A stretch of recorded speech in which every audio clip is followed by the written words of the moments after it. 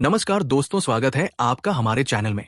आज हम जिस फिल्म की बात करने जा रहे हैं उसका नाम है हेड्स ऑफ स्टेट, जो हाल ही में Amazon प्राइम वीडियो पर रिलीज हुई है। फिल्म में आपको एक से बढ़कर एक चेहरे नजर आते हैं। इद्रिस एल्बा, जॉन सीना और हमारी अपनी देसी गर्ल प्रियंका चोपड़ा। ये फिल्म एक तरह से एक्शन और कॉमेडी का कॉकटेल है, यानी आपको जोरदार स्टंट भी देखने को मिलते हैं और साथ ही खूब सारी मस्ती और मजाक भी। अब इस फिल्म की जो सेटिंग है वो शुरुआत से ही बड़ी इंटरेस्टिंग है। जॉन सीना यहां अमेरिका के राष्ट्रपति बने हैं और इद्रिस एल्बा यूनाइटेड किंगडम के प्रधानमंत्री। दोनों किसी एक इंटरनेशनल मिशन के सिलसिले में साथ सफर कर रहे होते हैं और तभी उनके प्लेन एयरफोर्स वन पर हमला हो जाता है। अब यहां से कहानी अचानक एक राजनीतिक मिशन से एक रेस्क्यू मिशन में बदल जाती है। दोनों नेता जो आमतौर पर बड़े बड़े भाषण देते हैं और हाई सिक्योरिटी में चलते हैं, अब खुद ही एक्शन में कूद जाते हैं और वहीं से शुरू होती है असली फिल्म। इन दोनों के बीच जो टकराव है वो शुरू से ही दिलचस्प है।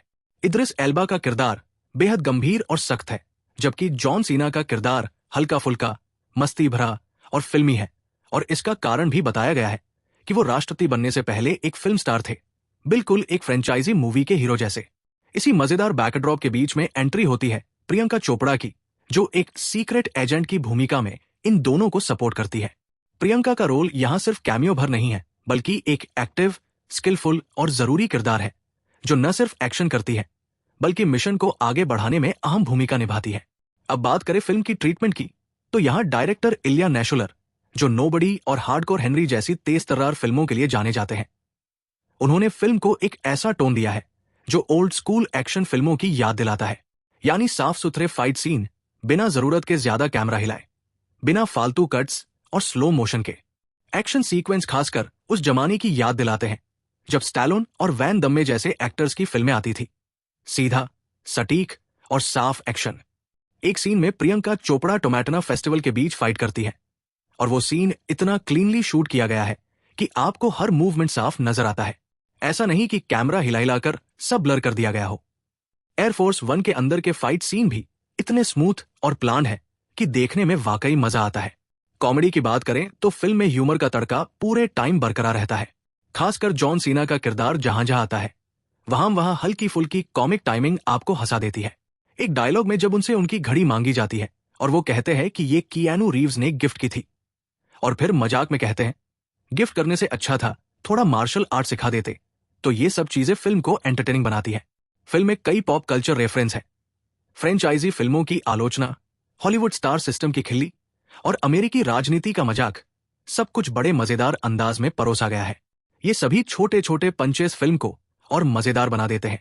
अगर आप फिल्म को इंग्लिश में देखेंगे तो ये ह्यूमर और रेफरेंसेस ज्यादा अच्छे से समझ में आएंगे। हालांकि हिंदी डबिंग भी शानदार की गई है, खासकर आवाजें जो दी गई हैं वो काफी सूट करती है किरदारों पर।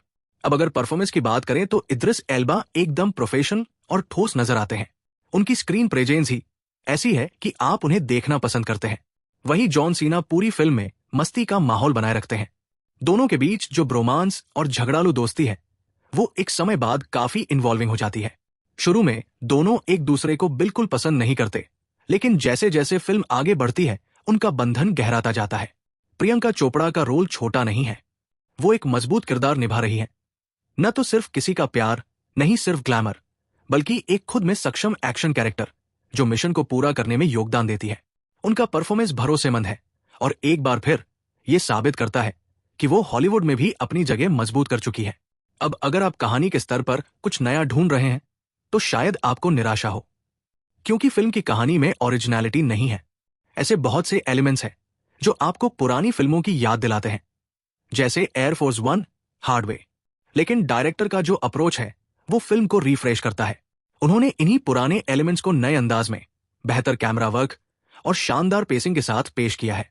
और यही फिल्म का सबसे बड़ा प्लस पॉइंट है कि कहानी चाहे जाने पहचानी हो, लेकिन उसका एग्जीक्यूशन एंटरटेनिंग और स्मूथ है। कुल मिलाकर हेड्स ऑफ स्टेट एक ऐसी फिल्म है जो आप बिना ज्यादा सोच विचार किए देख सकते हैं। ये आपको 2 घंटे से कम समय में अच्छी खासी एंटरटेनमेंट देती है। कहीं हंसी है, कहीं दौड़ भाग है, कहीं थ्रिल है, और बीच बीच में कुछ प्यारे पलों की हल्की सी भावनात्मक गहराई भी है। तो अगर आप कुछ हल्का फुल्का, एंटरटेनिंग और स्टाइलिश देखना चाहते हैं, और खासकर अगर आप जॉन सीना, इद्रिस एल्बा या प्रियंका के फैन हैं, तो ये फिल्म आपका समय बर्बाद नहीं करेगी। देखिए, एंजॉय कीजिए और फिर कमेंट करके बताइए कि आपको फिल्म कैसी लगी।